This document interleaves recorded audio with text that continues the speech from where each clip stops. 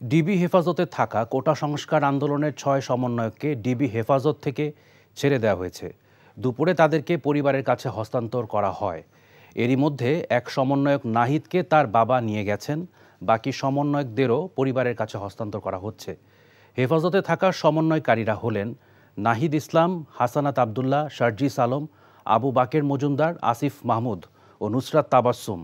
সকালে তাদের পরিবারের কাছে ফোন দিয়ে তাদেরকে নিয়ে যাবার জন্য বলা হয়েছিল। এর আগে তাদের নিরাপত্তা দিতেই গত শুক্রবার ডিবি হেফাজতে নেওয়া হয়েছিল বলে জানানো হয়েছিল ডিবির পক্ষ থেকে।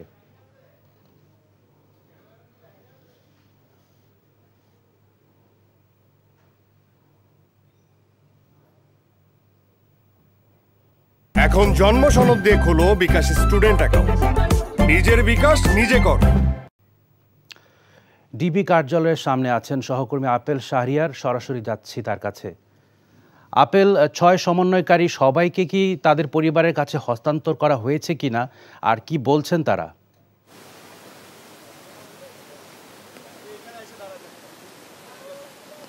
ডিবি হেফাজতে থাকা বৈষম্য বিরোধী ছাত্র আন্দোলনের যে ৬ শিক্ষার্থী এখানে ছিল ডিবিতে, তাদেরকে ছেড়ে দেওয়া হয়েছে। মূলত ১টা ২০-এর দিকে তাদের এখান থেকে কয়েকটি মাইক্রোবাসে করে ছেড়ে দেওয়া হয়।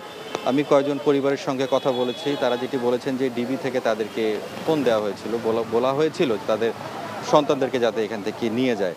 অর্থাৎ তারা এখানে এসেছিল, এসে শিক্ষার্থীর সাথে কথাবার্তা বলে ১টা ২০-এর দিকে, আমি যেটি বললাম ১টা ২০-এর দিকে তাদেরকে ছেড়ে দেওয়া হয়েছে, মাইক্রোবাসে চলে গেছে। তবে আমি প্রশ্ন করেছিলাম যে তাদেরকে যে এই কয়েকদিন রাখা হয়েছিল, কী কারণে রাখা হলো, বিষয়টা কি, বা শিক্ষার্থীরাই বা কী বলছেন। তবে পরিবার যেটি বলছে তাদের মানসিক অবস্থাটা এখন তেমন ভালো নেই। অর্থাৎ বেশ কয়েকদিন ধরেই তারা ডিবির হেফাজতে ছিল। নানা প্রশ্নও রয়েছে যে তারা কি স্বেচ্ছায় এখানে এসেছে নিরাপত্তার জন্য, নাকি আইন শৃঙ্খলা রক্ষাকারী বাহিনীর জোর করে তাদের এখানে নিয়ে এসেছে, এই বিষয়গুলো তো রয়েছে। তো আমরা এখানে ডিবি কার্যালয়ের সামনেই অবস্থান করছি। অর্থাৎ ডিবির পক্ষ থেকে কী ধরনের বক্তব্য আসে আমরা এখানে অপেক্ষা করছি, এবং ডিবির ঊর্ধ্বতন কর্মকর্তারা আমাদেরকে যেটি জানিয়েছেন যে নিরাপত্তার বিষয়টির কারণেই কিন্তু তারা তাদেরকে এখানে রেখেছিল। আরেকটি বিষয় যদি আমি বলি যে এই বিষয়ে কিন্তু আপনি জানেন যে হাইকোর্টে একজন আইনজীবী টুইট করেছিল যে অন্যায়ভাবে ডিবি কার্যালয়ে শিক্ষার্থীদেরকে এখানে আটকিয়ে রাখা হয়েছে। তবে সব মিলে আমরা এখানে অবস্থান করছি। ডিবির পক্ষ থেকে আনুষ্ঠানিকভাবে যে সিদ্ধান্ত, অর্থাৎ যে পদক্ষেপগুলো তারা কি নিচ্ছেন, কেন তাদেরকে এতদিন আটক রাখা হয়েছিল, কেনই বা তাদেরকে ছেড়ে দিলেন, এখন কি তাদের নিরাপত্তার শঙ্কা নেই, তারা কি শঙ্কামুক্ত হয়ে আছেন, সব বিষয়ে আমরা আসলে পরবর্তীতে জানাতে পারব। জানছিলাম ডিবি কার্যালয় থেকে সর্বশেষ খবর। এখন জন্ম সনদ দিয়ে খোলো বিকাশ স্টুডেন্ট অ্যাকাউন্ট। নিজের বিকাশ নিজে কর।